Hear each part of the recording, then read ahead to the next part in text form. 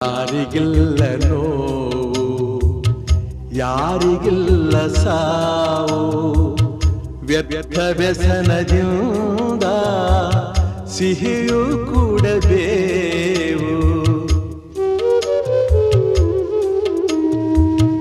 ಬಾಳುವೊಂದು ಸಂತೆ, ಸಂತೆ ತುಂಬ ಚಿಂತೆ, ಮಧ್ಯಮದಗಳಿಂದ ಚಿಂತೆ ಬೆಳೆಯುವುದಂತೆ.